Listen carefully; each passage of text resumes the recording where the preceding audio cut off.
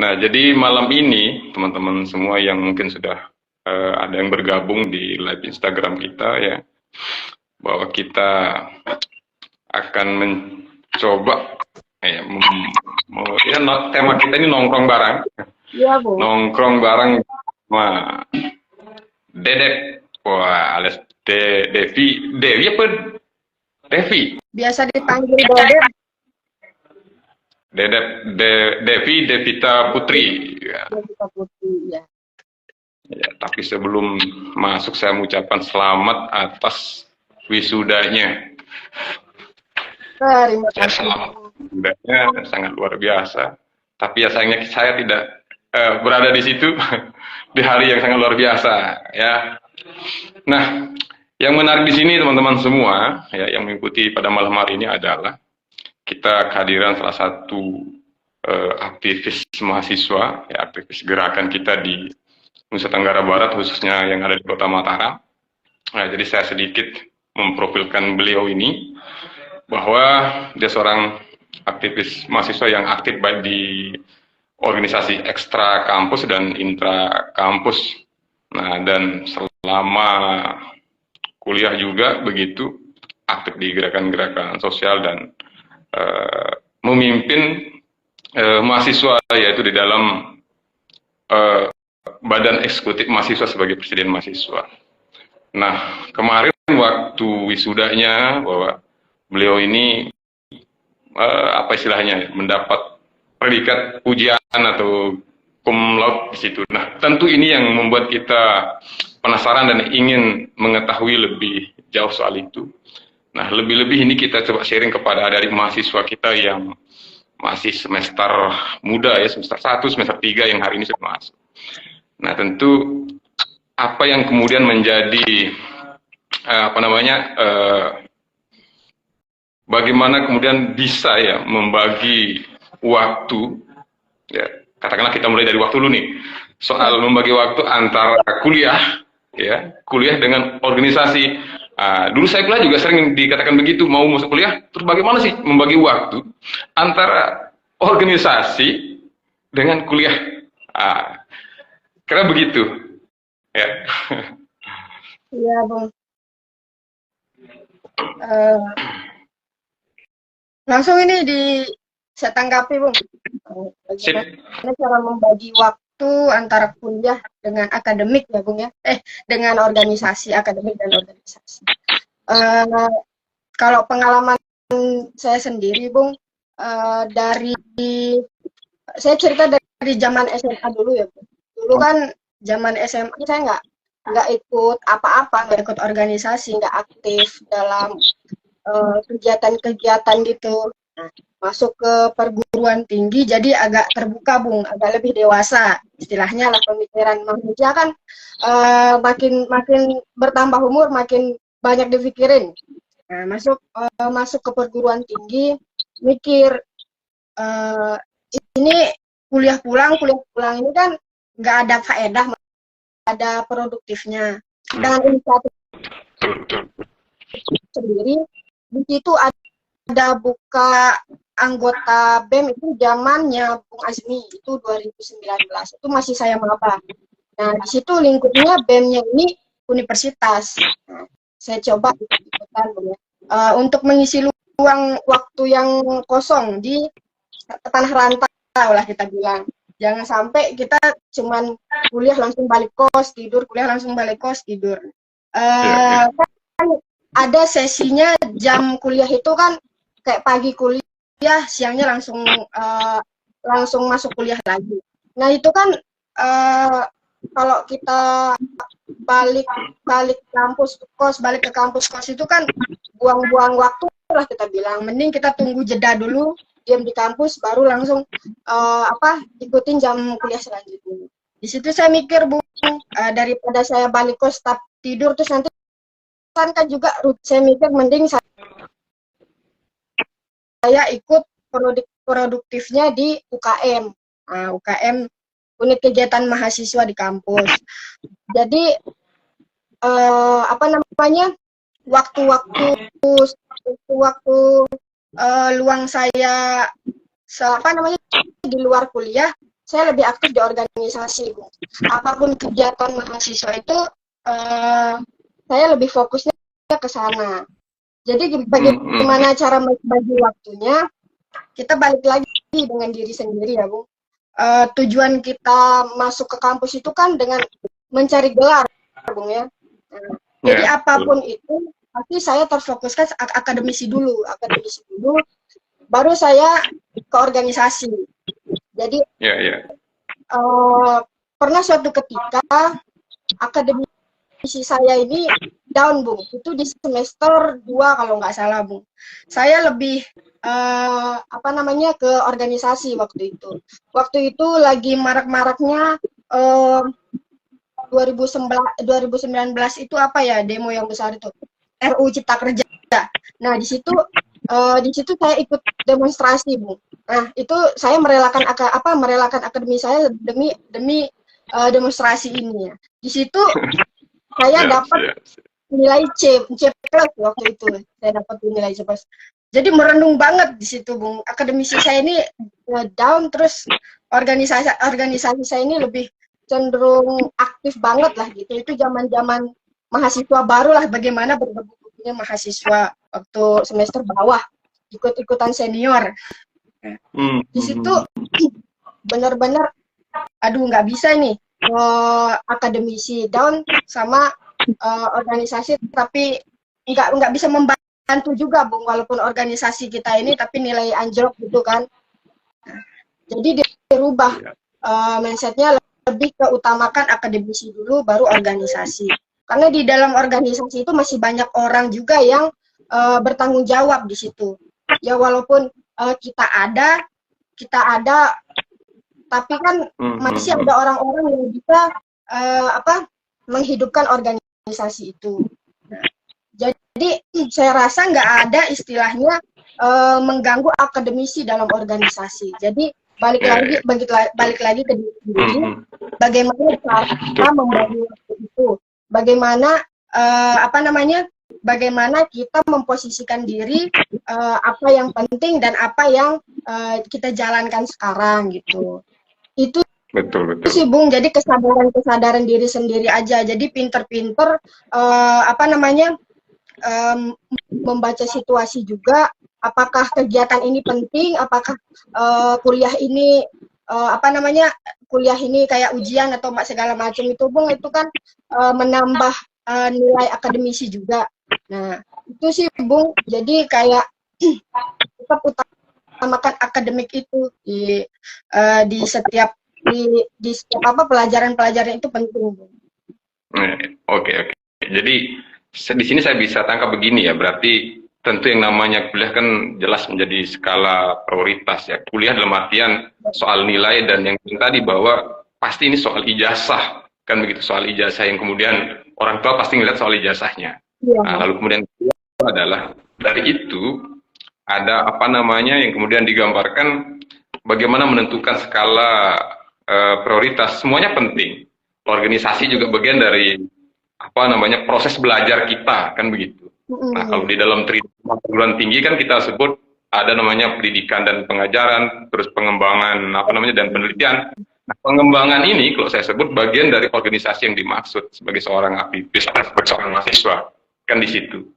Nah, artinya bagaimana kemudian di situ kita menempatkan soal waktu, kapan kita akan misalnya aktif di jalan, sebut saja jalan ketika itu disebut demonstrasi begitu. Lalu kapan kita memang harus ada di dalam kelas atau belajar, proses pengembangan kita.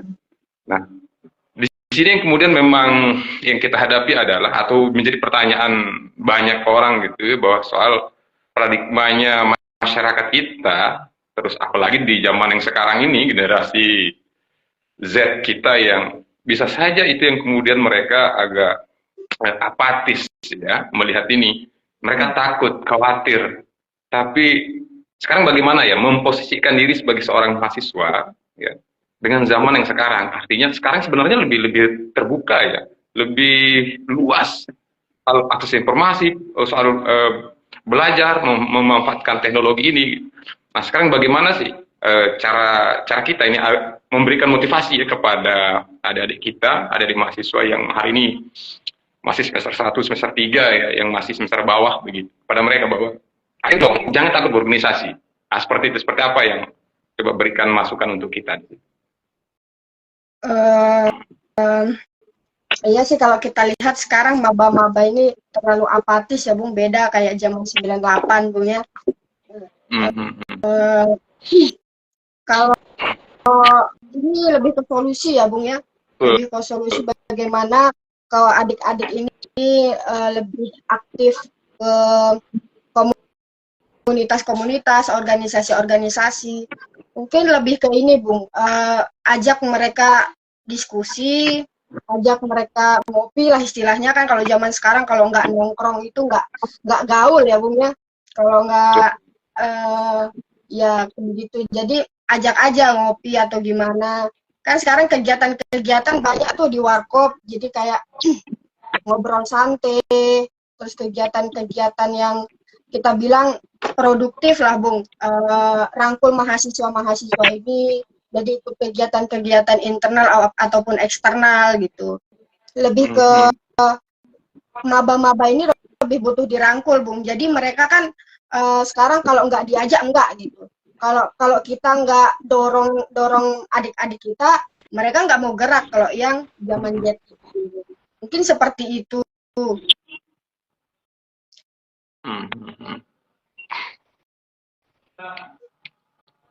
Oke. Oke, jadi ya, jadi memang begitu memposisikan diri, ya, artinya seorang. Jadi mereka sebenarnya tidak akan terganggu ya. Maksud saya ketika soal kuliah segala macam kan lebih mudah sebenarnya kalau sekarang ini. Ya, dan kemudian seorang aktivis gerakan juga bisa memanfaatkan media sosial itu sebagai media informasi kepada mereka, sebagai alat mereka berjuang tanpa mesti sebenarnya ya. Kalau yang namanya aksi turun ke jalan kan bagian dari salah satu cara metode sebenarnya. Nah, sekarang kan memanfaatkan media sosial ini juga bisa digunakan sebagai alat kampanye gerakan mereka tanpa mereka harus meninggalkan ruang kelas. Nah, artinya ruang terbuka sekali untuk pengembangan diri di organisasi. Nah, lalu pertanyaan selanjutnya ya, waktu apa sih yang dipikirkan ya? Apa yang dipikirkan waktu masuk?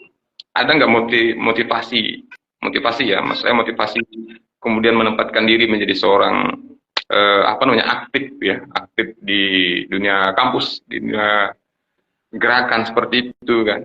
Artinya kalau orang tua saya rasa belum sampai ke sana mikirnya. Yuk, saya titipkan anak saya kuliah, lalu dia mau ngapain? Selesaikan studinya.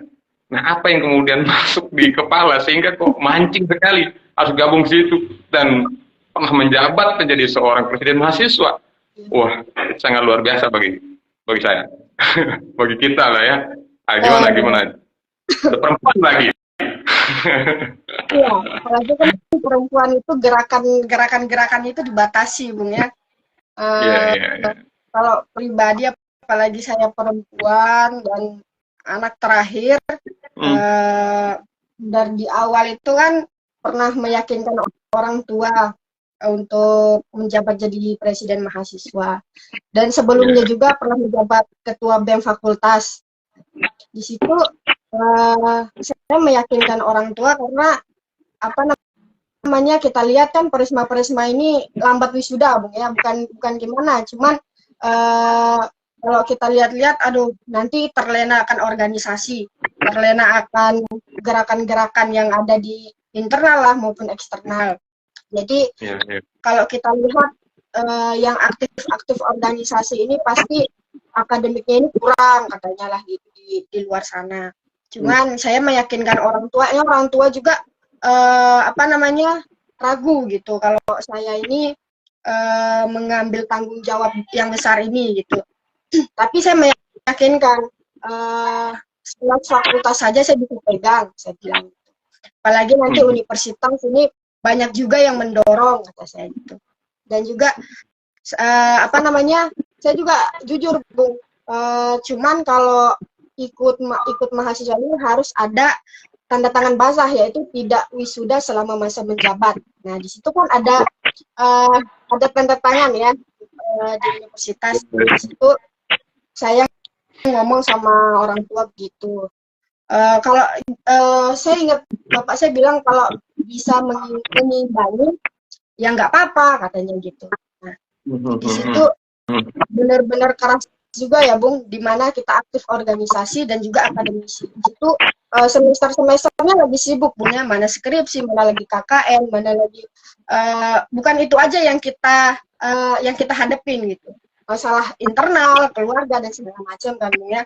Jadi bagaimana menyeimbangi itu semua itu yang nggak mudah lah Bung ya. Untuk diri sendiri juga pasti banyak kegelisahan, masih banyak kebimbangan gitu. Bagaimana yang mana nih saya dahulukan, yang mana nih yang penting sekali gitu. Ya pasti kita lihat itulah pinter-pinter kita melihat, membaca situasi itu, Bung. Jadi mana yang lebih penting banget itu yang kita dahulukan. Kalau semisal, mohon maaf ya, Bung ya, keluarga saya juga kan butuhin saya gitu, apalagi saya anak bontot Bung ya, apalagi perempuan gitu. Jadi khawatirnya orang tua itu pasti ada Bung ya, sendirian perempuan, anak terakhir, nah di situ. Dan itu pun kegiatan-kegiatan Ormawa ini kan ada juga keluar kota Bung ya. Dan itu bagaimana saya meyakinkan orang tua saya ini supaya saya diizinkan gitu untuk mengikuti kegiatan-kegiatan ini. Ya udah izin dengan adanya surat undangan, izin dari inilah kita bilang dari apa namanya yang sah lah Bung ya, kita bilang. Jadi orang tua percaya gitu bahwa anaknya ini gini. Nah di situ kepercayaan orang tua itu jangan sampai kita kecewakan gitu. Karena kepercayaan itu kan sangat-sangat kita bilang sakral Bung. Jangan sampai mengecewakan seseorang. Jadi dijagalah kepercayaan itu. Nah di situ jadi orang tua itu percaya, mungkin doa-doanya mungkin bisa saya untuk bagaimana memilih tanggung jawab saya, kewajiban saya sebagai inilah kita bilang presiden mahasiswa dan juga mahasiswa. Iya, jadi dan soal juga untuk meraih nilai yang inilah kita bilang nilai yang cukup memuaskan. Iya, jadi memang peran tidak bisa juga ya, maksud saya kita jalan sendiri itu tidak bisa. Artinya harus orang tua itu harus mengetahui bahwa saya punya keinginan ini jadi itu. Artinya keterbukaan seorang anak loh ya, terbukaan seorang anak kepada orang tua. Nah, artinya itu kan ada kekuatan doa orang tua juga kan begitu. Di situ, Bung. Jadi ya sangat menarik memang. Jadi kebanyakan mungkin orang itu gagal karena memang dia terlalu memaksakan kehendak pribadi begitu. Artinya butuh kampus pertamanya itu adalah keluarga. Nah, kampus pertamanya adalah keluarga. Ibunya begitu, ada ayah ibu dan di situ mereka bercerita. Artinya jelas tujuannya kemana.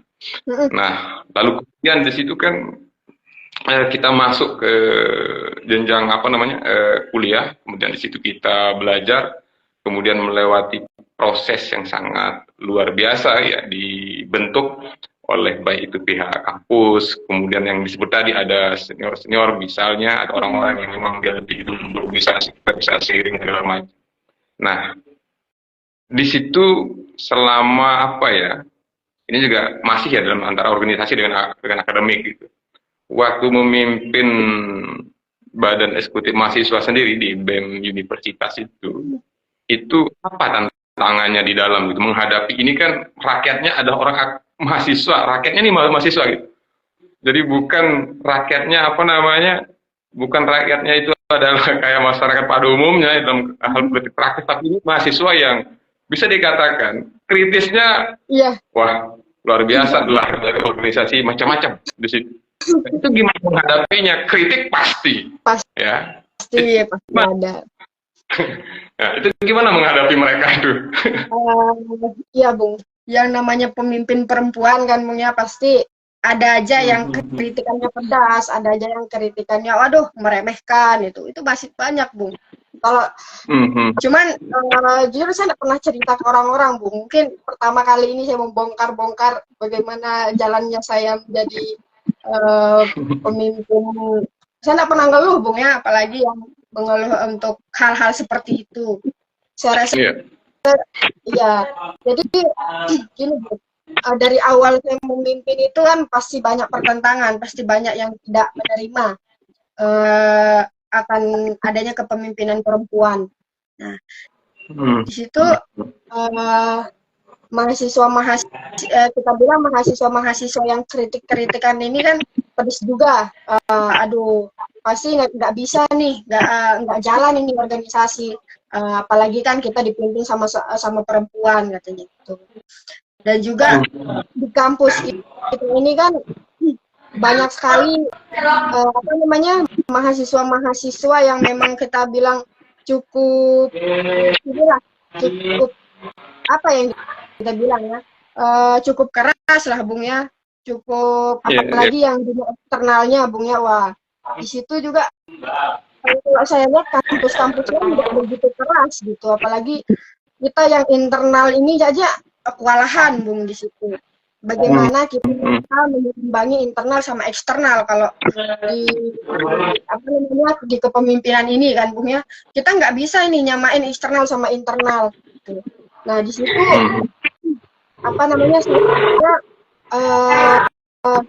saya anggapnya kayak aduh enggak saya berjalan di internal aja gitu kan. Saya juga orang eksternal. Jadi begitu, jadi harus membuka pikirannya untuk welcome ke semua organisasi, ke semua komunitas. Nah, di situ adalah dijaring silaturahim ke semua organisasi, ke semua OKP, ke semua komunitas, gabungnya istilahnya untuk mempererat silaturahim, ya untuk mengenalkan lah karisma baru nih perempuan gitu kan. Nah, di situ. Nah, cuman kan pasti ada oknum-oknum yang memang nggak terima gitu. Nah di situ wah caci maki saya Bung itu lewat WhatsApp tuh, itu ada oknum dia perempuan juga.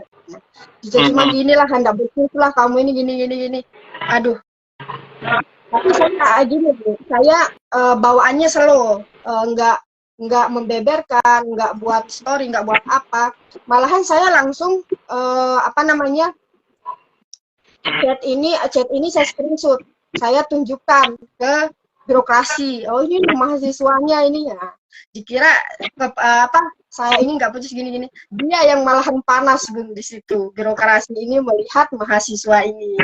Nah makanya saya dianggap kepemimpinannya slow aja, tapi itu pasti Bung. Nah, jadi kita lihat adem-ayem aja ini kepengurusannya Dedep. Cuman kan mereka nggak tahu bagaimana gelombangnya kita di internal, apalagi untuk anggota lah, untuk mahasiswa yang memang kritis itu sangat banyak Bung. Cuman bagaimana kita menyikapinya ke diri sendiri aja Bung ya, pasti kepancing emosional itu pasti Bung. Cuman jangan sampai emosional kita itu membuat kita berantakan, membuat internal gerakan kita berantakan. Nah di situ juga saya bisa berpikir jernih ya. Kalau saya lawan ini anak, aduh saya bakal ini ke depannya. Pasti bakalan terus-terusan kan Bung ya. Cukup saya sendiri aja yang menyimpan itu Bung. Jadi bagaimana gelombang internal itu pasti ada. Nggak mungkin organisasi itu mulus-mulus terus. Itu sih Bung ya. Pasti cara saya menyikapi kritikan itu ya dengan pembuktian juga. Yang namanya itu namanya kita berada di kampus ya, yang namanya kampus ya tentu kita itu dalam proses diuji nalar berpikir kita dan menempatkan, artinya kan ini kita berada di fondasi ya, kampus di fondasi kita untuk memulai. Nah, tentu segala kritik itu jelas, kritik itu sebagai dasar kita untuk menuju lebih baik, pada dasarnya kan demikian gitu. Nah, membangun soal kedewasaan kita menjadi seorang pemimpin nanti ketika kita kemudian keluar dari kampus, kemudian memang di situ politik praktisnya yang jelas lebih nyata lagi. Nah, itu kan kemudian bagaimana kita di situ untuk menghadapinya, kan begitu. Nah, lalu kemudian selanjutnya,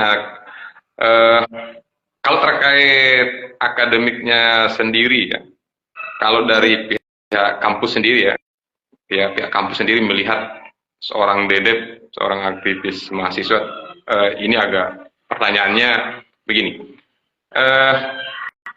tidakkah kemudian dia melihat seorang Dedep ini karena dia seorang aktivis kemudian nilainya dibanyak-banyakin? Nah, gitu. Seorang presiden ada ya yang begitu, ya, punya anasir begitu. Pandangan seperti itu pasti.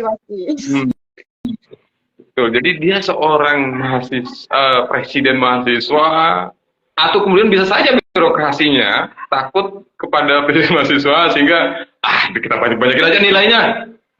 Begitu. Nah, itu gimana pesannya ya? Apakah ini the real ya? Kita the real, boy. Memang saya begini gitu. Nah. Iya, Bung. Apa namanya? Langsung saya tanggapin ya, Bung. Jadi pandangan-pandangan seperti itu pasti ada, Bung ya, apalagi dengan adanya saya pegang jabatan, terus langsung bisa wisuda gitu kan, terus langsung nilainya tinggi gitu kan, orang juga heran, kapan ini ngerjain skripsi, kapan ini kok bisa ya nilainya tinggi, kok bisa ya wisuda presma gitu. Jadi kan yang kita lihat dari akademik ya, Bung ya, kalau awalnya akademik kita bagus dan kita mengerti yang kita pelajarin, Bung ya, pasti bagus nilainya.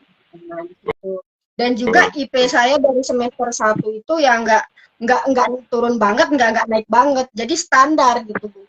Jadi kayak tengah-tengah lah, Bung ya. Dan otak saya juga nggak terlalu pintar sih, Bung. Cuman mungkin hoki aja dibilang gitu.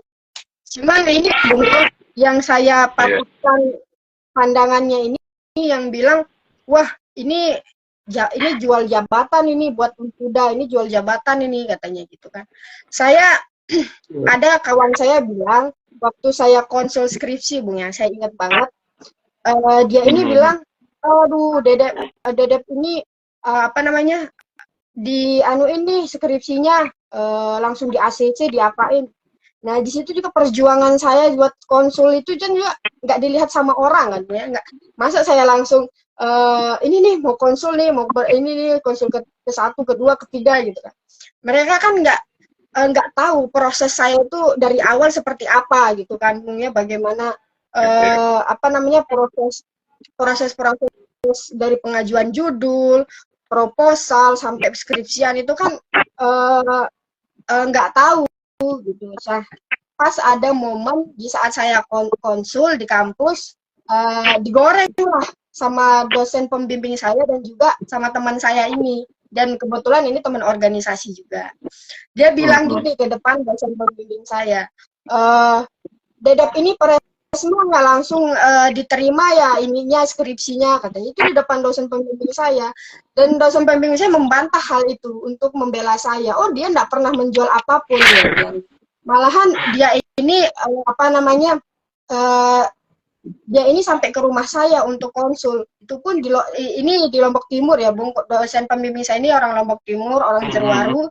Jujur saya konsul ke Bapak itu mungkin saya ke rumah beliau, Bung, untuk konsultasi skripsi. Nah, itu jadi hal-hal yang kita perjuangin proses itu nggak dilihat sama orang gitu. Tiba-tiba sempro lah, tiba-tiba ujian lah gitu kan. Cuman proses itu saya jalanin, Bung. Dari pengajuan judul saya nggak pernah yang memanfaatkan situasi, memanfaatkan keadaan. Apalagi saya ada jabatan, ada apa. Jujur kalau mungkin ini ya, ini benar-benar real. Memang saya nggak pernah yang memanfaatkan apapun, apalagi sampai apa namanya harus apa menjual jabatan demi kepentingan pribadi kan, Bung ya. Dan itu Ya, pun betul. kita tanggungnya di akhirat juga kan, Bung ya. Kita tahu apa tanggung jawab dan amanah itu sangat-sangat sakral menurut saya. Apalagi kita mementingkan pribadi untuk merelakan banyak orang kan, Bung ya. Nah, di situ pun kenapa saya bisa wisuda dalam keadaan menjabat gitu. Itu pun gini, Bung ya, sistem di Undikma itu apa namanya tanda tangan basahnya itu kan Ormawa itu sampai 31 Juli. Itu masa jabatan, Bung ya. Nah, di situ makanya mahasiswa-mahasiswa ini jangan terlena lah kita bilang akan organisasi lah, akan komunitas yang terlena akan jabatan ya, Bu ya, berperiode-periode menjabat lah kita bilang. Kenapa tidak dikejar wisuda itu bisa kita kejar, Bung, wisuda itu. Sedangkan masa kepengurusan kita ini 31 Juli. Nah, kalau kita lihat kalender akademik di Undikma ini kan wisudanya itu kalender akademiknya itu bulan Juli. Kalau nggak salah ya, Bung ya, bulan Juli. Nah, di situ pun mahasiswa nah, di situ mahasiswa nggak boleh wisuda Resma itu nggak boleh wisuda di bulan Juli ini. Tapi bulan September atau Februari bisa lah kita kejar gitu. Tapi di Undikma ini alhamdulillahnya nggak pernah tepat waktu untuk adakan wisudanya. Nah, di situ sebenarnya bisa kita kejar itu. Apa namanya? Di situ saya juga kejar target lah, Bung ya. Oh, bulan ini saya proposal, bulan ini saya ujian, oh bisa lah. Dan itu pun bukan gimana ya, Bung ya. Dosen pembimbing saya juga udah gecer gitu nyari saya gitu, apalagi saya waktu itu ke Kupang, Bung, waktu itu lagi skripsian juga. Nah, di situ ada kegiatan BEMNUS, saya tinggal tuh skripsi selama sebulan kalau nggak salah itu. Saya tinggal, tapi dosen pembimbing saya ini kapan nih mau konsul katanya, itu malahan mendorong saya, menyemangati saya lah, Bung. Yang namanya fakultas yang punya itu kayak rumah kita ya, Bung ya. Kita dibimbing lah, dikasih nasihat gitu.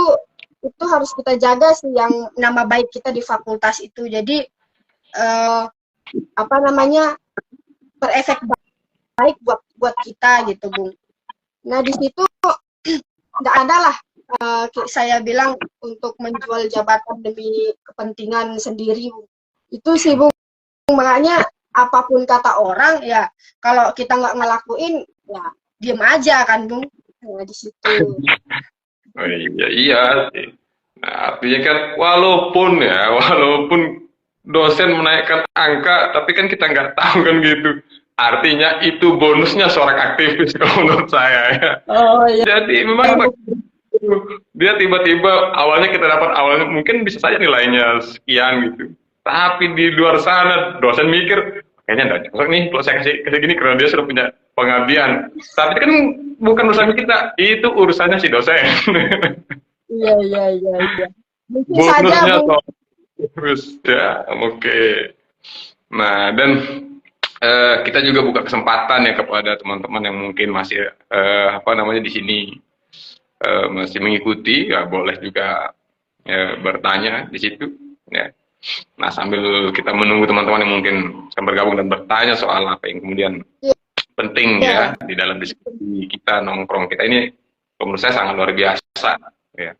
Ini soal bagaimana kita, dan sebenarnya banyak, sangat banyak, artinya tidak hanya di lingkaran kita yang ada di sini, banyak juga sebenarnya. Akan tapi ini kan soal pengalaman.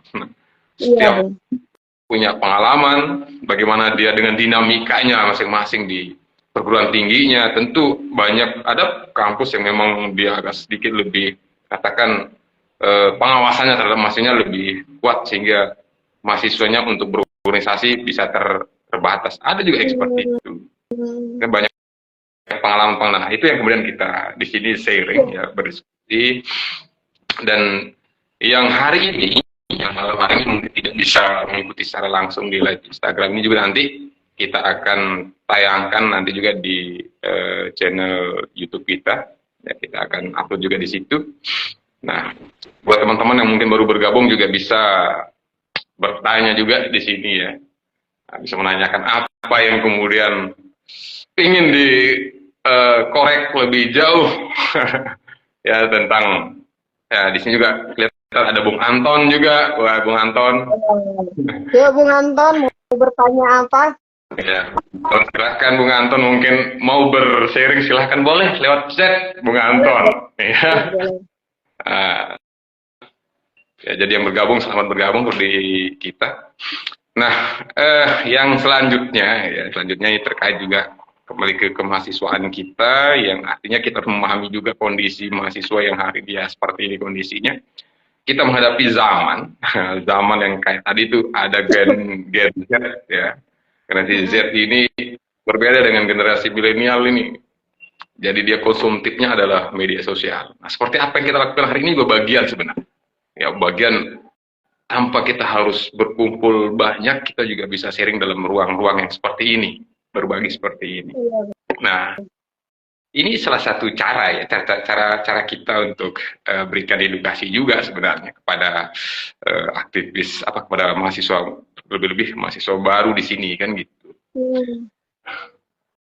Kalau dari pandangan Nedep sendiri terhadap antara mahasiswa, ya mahasiswa terutama mahasiswa baru, kemudian dengan sistem belajar dan organisasi ini bagaimana sih kita sinkronkan, ya mahasiswa yang takut akan wah organisasi ini bisa menghambat saya, organisasi ini malah menjerumuskan saya nanti lama-lama saya bisa DO, kan gitu, saya DO dan saya tidak bisa ngapa-ngapain.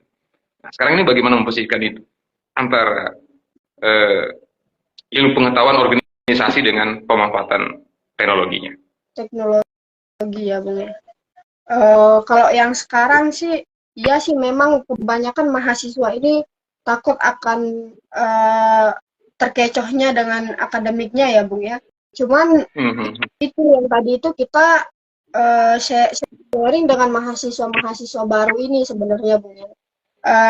Cuman dari pertamanya mereka masuk kampus langsung didoktrin sama birokrasi nih Bung, dengan hambatan-hambatan pergerakan mereka untuk ikut organisasi ini semester inilah, aktif ini.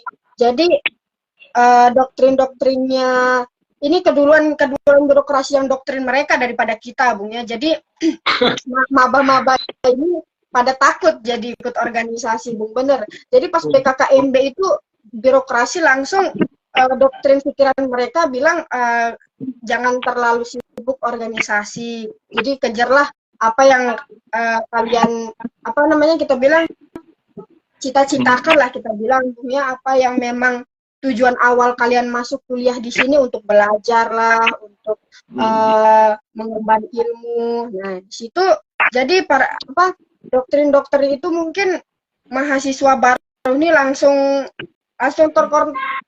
terkontaminasi langsung Bung. Jadi celah kita sebagai kita bilang sebagai organisasi juga terhalang juga Bung. Jadi mungkin yang tadi kita sering-sering ajak mereka duduk, sering-sering ajak mereka ngobrol, yang mahasiswa baru ya Bung ya. Apalagi kan kemarin zaman COVID itu kita nggak pernah bertemu tatap muka. Nah di situ berefek banget Bung. Zaman COVID itu mulai dari COVID itu mahasiswa apatisnya sangat tinggi, Bung. Ikut organisasi pun mereka males. Nah mungkin itu berefek nih sampai sekarang, Bung ya. Untuk bertatap muka dan cara ngobrol kita juga kan kebanyakan mereka lebih ke sosmed yang punya untuk mengaplikasikan dirinya seperti apa. Cuman pas di real life-nya itu berbeda gitu, Bung. Nah, jadi kayak gini Bung, cara kita mahasiswa baru ini, apalagi yang banyak TikTok ini Bung ya. Nah di situ juga pernah kita diskusikan maba-maba ini bagaimana cara kita merangkul mereka ikut organisasi gitu. ya udah kita apa namanya mengikuti kemauan mereka dengan adalah lomba-lomba apa yang kesenangan mereka gitu, Bu. Nah, cuman itu nggak efektif juga, Bu. Jadi kayak nggak mempan gitu bagi mereka. Nah, di situ juga hal-hal yang kita bilang mereka sukai itu juga nggak terlalu efektif buat kita aplikasikan lah untuk organisasi. Nah, bagaimana pinter-pinter kita untuk merangkul mereka aja, Bung. Apalagi kita bilang sekarang orang ormawa baru aja apa organisasi apa mahasiswa yang ikut organisasi udah lama aja bisa hilang, Bung. Nah, di situ juga kita bingung juga, Bung, bagaimana cara menyikapi maba-maba yang sudah terdoktrin ini. Jadi mereka itu kayak wah mau fokus inilah akademik aja lah Pak katanya gitu. Nah, jadi bagaimana cara kita organisasi ini semenarik mungkin lah, Bung, ya. Kayak hiburan lah, atau jangan sampai terlalu kaku. Bagaimana caranya menarik lah untuk organisasi ini, jangan terlalu kaku lah. Kan zaman-zaman dulu terlalu inilah, ngeri banget kita lihat kan orang-orang organisasi ini. Oh iya, jadi masuk organisasi dulu itu kesannya kayak kita mau ikut militer sebenarnya. Jadi juga ada demonstrasi aja, Bu. Iya, jadi kita disiapkan agak fisik, memang betul-betul kita disiapkan ya, fisik dengan otak itu nggak tahu bagaimana mensinkronkan. Masa kita menjadi aktivis gerakan kita disuruh lari dari pagi misalnya kan. Itu juga kayak apa ya, kayak masuk salah satu organisasi kayak apa ya, pramuka misalnya. Kalau dulu agak mirip-mirip, jadi ada dari awalnya. Tapi kalau saya lihat sekarang nggak begitu amat sistemnya ya. Tetapi agak apa namanya, mungkin menyesuaikan dengan situasi itu ya, situasinya. Kalau itu dibuat jadi untuk seru sebenarnya, seru supaya orang juga bisa. Iya, jadi memang betul-betul disesuaikan antara kondisi yang hari ini, kemudian lebih-lebih hari ini kan mereka untuk masuk di dunia yang seperti itu, lalu kemudian dihadapkan dengan media yang memang agak dilihat bahwa seorang mahasiswa gerakan itu ancamannya besar. Pertama bisa menunda wisudanya, kemudian bisa juga bermasalah soal hukum. Ya, Bung, juga dilaporkan kan, Bung, ya. Nah, itu juga berefek juga sih, Bung, untuk mahasiswa-mahasiswa kan dilihat aktivis ini kan kita bilang aduh negatif banget dilihat, Bung, apalagi kalau demonstrasi dilihat, aduh pasti mahasiswa baru ini takut juga kan, aduh nggak mau dipolisikan lah atau diintimidasi oleh birokrasi. Saya dulu dibilang begini sama saya. Jadi kalau aktivis sejati itu katanya, kalau nggak di BAP itu bukan aktivis katanya. Memang agak ngeri sih, tapi saya bisa tangkap bahwa memang harus berani ambil risiko tadi, gitu ya, ambil risiko tadi. Ya, cuman kita tidak membahas soal risikonya ya, soal risiko sampai ke ranah hukumnya, tapi bagaimana soal orang yang seperti yang dalam tema diskusi kita itu adalah orang organisatoris itu terbukti bahwa nilai akademiknya juga bagus, jadi dia tidak terhalang. Kan begitu. Saya misalnya kan kita sekurang-kurangnya kita bisa kuliah mengejar 3,5 tahun misalnya, kurang dari 4 tahun atau pas 4 tahun untuk menyelesaikan studi S1, dan itu kita bisa tuntaskan dengan tadi predikat kita sampai level yang mungkin disebut lebih tinggi lagi, kan begitu. Artinya tidak jadi penghalang, banyak yang sudah membuktikan bahwa itu berhasil, kan begitu. Dan salah satunya DDP ini salah satu ya dari sekian banyak orang yang juga akademiknya. Nah, dan mungkin ini yang terakhir. Tapi kalau nanti ada pertanyaan yang lain yang mengikuti di sini boleh silahkan bertanya. Nah, jadi apa yang kemudian apa namanya sebagai ya termasuk bagian dari closing statement-nya ya untuk sebagai support spirit menurut saya, support spirit untuk generasi muda kita, bahkan mungkin hari ini dia juga ada pelajar yang kemudian besok akan masuk menjadi mahasiswa, masuk kuliah jadi mahasiswa, dan ada yang hari ini sedang jadi mahasiswa. Apa quote-nya, motivasi untuk mereka. Jadi mereka tidak takut bahwa ini loh dunia akademik saya, ini loh dunia organisasi saya, dan ini menjadi satu kekuatan. Organisasi bisa menopang nilai akademik itu. Entah seperti yang tadi katanya dosen di situ, mungkin itu bonusnya seorang organisatoris. Motivasi ya Bung ya untuk adik-adik mahasiswa. Kalau menurut saya pinter-pinter lah melihat situasi dan kondisi, apalagi dalam internal kita, dan juga berani mengeksplor Bung. Jadi berani menerima tantangan ataupun menerima hal-hal baru lah kita bilang Bung ya. Kayak seperti ikut UKM. Jadi zona nyaman itu memang harus kita keluar lah Bung ya, istilahnya. Kita jangan sampai kita terlena akan kenyamanan di kos lah, baring-baring atau apa. Cari kesibukan. Nah, kesibukan itu yang produktif. Kesibukan itu yang produktif. Maksudnya jangan kesibukan yang main-main. Kesibukan yang produktif itu apa? Mungkin bisa berdiskusi tentang zaman sekarang, tentang apa permasalahan di desa ataupun di nasional juga bisa kita diskusikan. Nah, di situ bisa menambah wawasan kita, menambah pengetahuan kita. Jadi menjadi berpikir lebih dewasa itu ya memang harus kita asah Bung ya. Nggak mungkin kita cuma meng-scroll HP, melihat video kita bakal kita bakal langsung berpikir inilah kita bilang berpikir kritis atau apa. Cuman berdialektika sama teman-teman, kayak teman-teman organisasi, bagaimana forum-forum di dunia di dunia organisasi itu kan penting juga Bung ya. Nah, di situ kawan-kawan mahasiswa baru mungkin lebih mengeksplor diri, jangan sampai diem-diem aja lah kita bilang Bung ya. Dan juga ini ya Bung ya, kita bilang ambil tanggung jawab.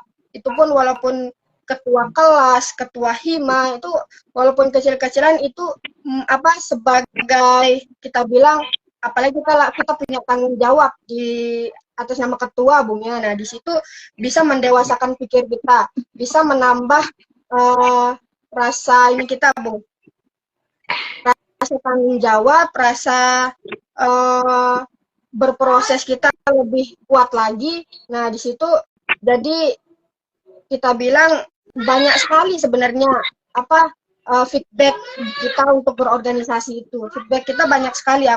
Kita kenal orang banyak, kita kenal orang-orang penting, kita kayak tahu apa yang sekarang terjadi di Indonesia atau sekelas nasional juga, internasionalnya kita tahu gimana masalah-masalah yang terjadi di sekitar kita. Nah, jangan sampai kita jadi mahasiswa cuman pelangak-pelongok ditanyakan apa isu sekarang, ya kita nggak tahu. Nah, gitu. Kita bilang itu sih Bung ya, keluar dari zona nyaman, berani mengeksplor diri, berani mengambil tanggung jawab, mengambil kita bilang jabatan lah Bung ya, walaupun anggota-anggota, cuman kan tanggung jawab sekecil apapun itu pasti membuat kita ini ada beban. Nah, di situ beban itu membuat pikiran kita harus gini, jadi proses-proses itu harus dinikmati. Nah, di situ membuat kita itu tertata jadinya Bung. Jadi sistematis itu penting, berproses itu penting. Nah, itu yang dibilang sama senior, proses penting, jangan protes gitu. Itu Bu. Sepakat. Baik. Nah, jadi ya jangan hanya protes saja gitu ya. Iya. Dong begitu.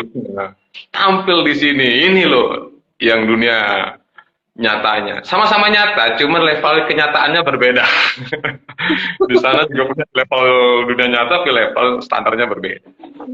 Oke, jadi itu ya. Jadi panjang kita berdiskusi hari ini ada beberapa hal yang kemudian saya bisa ambil. Yang pertama bahwa yang menjadi poin penting kita di situ yang pasti adalah dunia organisasi itu dia tidak akan meninggalkan, ya, artinya tidak melunturkan nilai akademik itu. Justru kan nilai akademik itu adalah ditopang, penopangnya adalah nilai. Nah itu seharusnya. Nah kebanyakan memang banyak yang mengartikan berbeda, lebih prioritas. Sebenarnya tidak ada yang lebih, itu harus sama. Tapi yang jelas Sama, memang benar. rata-rata punya tujuan kan, mana yang harus dikembangkan, mana yang harus kemudian yang dijadikan skala prioritas di situ. Nah, lalu kemudian di situ adalah bagaimana kemudian di situ memposisikan diri menjadi seorang